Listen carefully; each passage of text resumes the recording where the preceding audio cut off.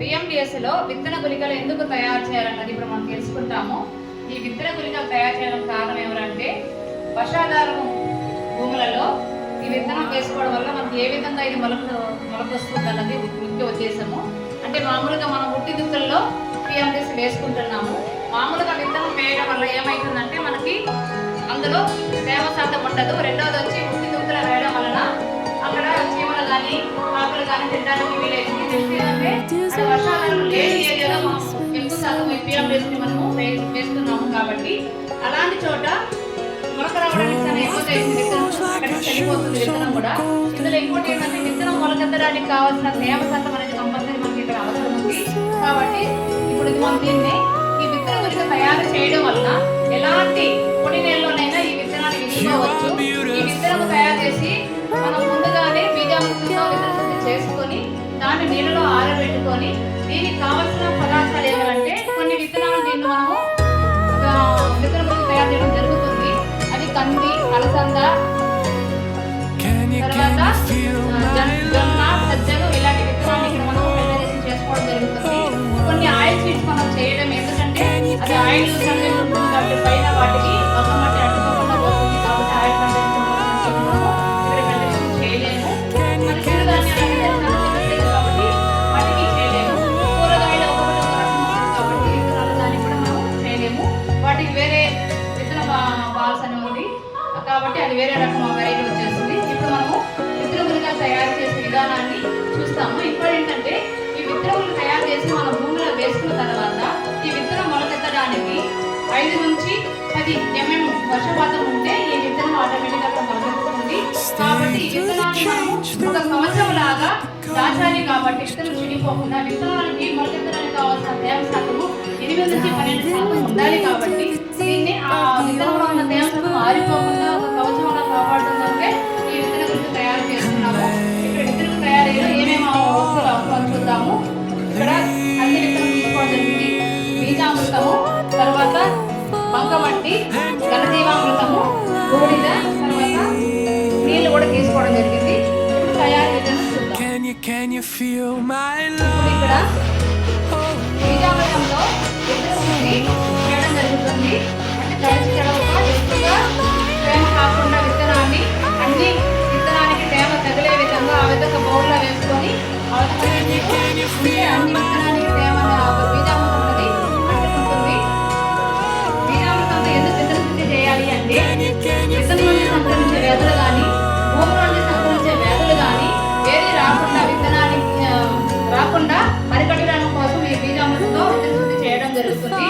దీంతో పాటు విత్తనం మొలకెత్తడానికి కావలసిన ఎందుకంటే ఆవు పంచితంతో తయారైన ఆవు పేడ ఆవు పంచి తయారైంది కాబట్టి కావాల్సిన ఎంజైమ్స్ అనేది ఈ బీజామృతం ద్వారా అందించడం జరుగుతుంది. ఇక్కడ మనము బంకమట్టి వేస్తున్నాము. బీజామృతం ఒక్కసారి మాత్రమే వేస్తాము. ఆ తర్వాత బంకమట్టి వేసుకుంటూ తగినంత వాటర్ తెచ్చుకుంటూ ఉండాలి. విత్తనం సీడ్ కోట్ ఎంత ఉంటుందో దానికి 3 రెట్లు బంకమట్టి రావాలన్నమాట.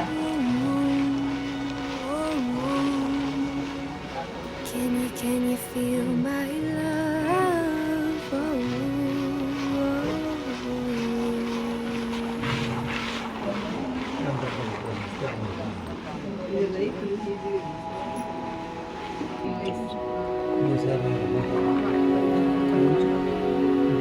ఇప్పుడు మనము బంకమట్టితో విత్తనాన్ని ఒక లేయర్ వచ్చే విధంగా చేసాము. ఎందుకు బంకమట్టినే ముందు వేయాలి అంటే విత్తనాన్ని ఒక కవచం లాగా బంకమట్టిని అంటి పెట్టుకోకుండా ఆ విత్తనంలో తేమ శాతాన్ని గాలి కానీ ఎండ కానీ ఆరిపోకుండా నిల్వ చేయడం కొరకు ముందు మనం బంకమట్టిని ఇక్కడ వేసుకోవడం జరిగింది.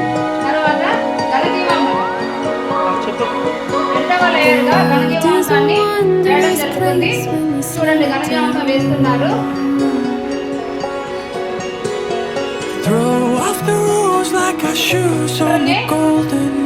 వైట్ గా వేస్తున్నారు.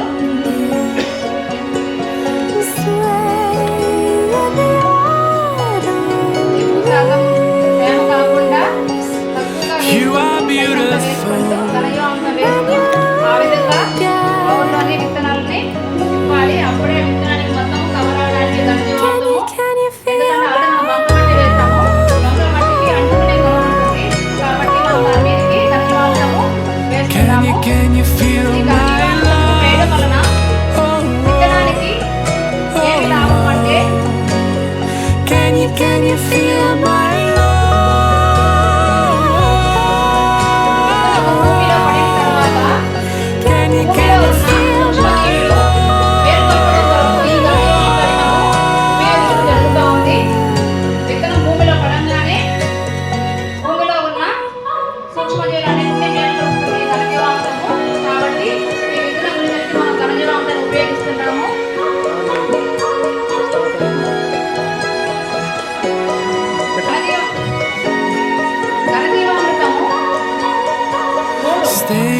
వచ్చే విధంగా వేసుకొని విత్తనంపై ఒక రౌండ్ బాల్ లాగా ఏర్పడింది ధరణి మాంసం కూడా. Diving with me తర్వాత to the deep of the orange next ఇప్పుడు మూడవ లేయర్ గా బూడిదని వేస్తున్నాం. బూడిదని ఎందుకు వేస్తున్నాం అంటే మన మామూలుగా మన తాతలు అమ్మ వాళ్ళు పాపం చిన్నప్పుడు వినింటాం చూస్తుంటాం కూడా మోషన్ పోకుండా ఉండడానికి కొంచెం బూడిద కలిపి తర్వాత మనం ఇళ్ళ కాడ ఎప్పుడు సగం పూజ చేసుకుంటున్నాం. వాటికి పేరు వచ్చిందంటే కొట్టుకుంటాం. అంటే ఎటువంటి చెడు జరగకుండా ఉండడానికి. తర్వాత మనం ఇదివరకు Can you feel my బియ్యం వేసాము, తేవ శాతము, పక్క పట్టి వేసాము, దాంతో పాటు నీళ్ళు కూడా వేసాం. అంటే విత్తనాన్ని Can you feel my నీళ్ళ తేమ అంటే విత్తనం తేమ కాబట్టి నీళ్ళ తేమ శాతం మొత్తం ఎదుగుతున్నది. Can you feel my మూడవ లేయర్గా బూడిదని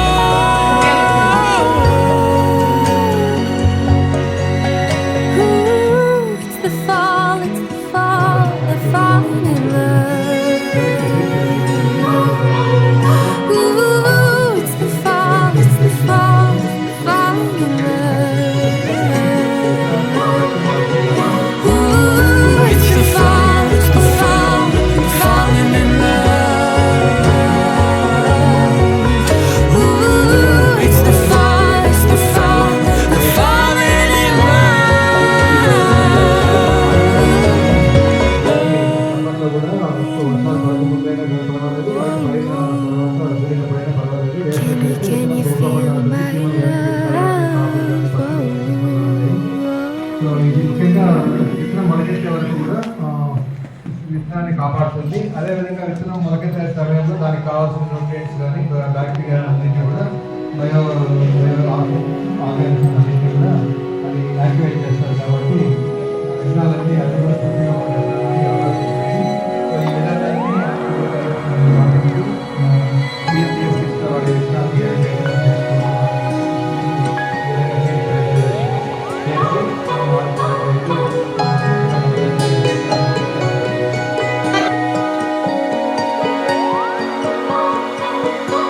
The world is a wondrous place when you slow it down.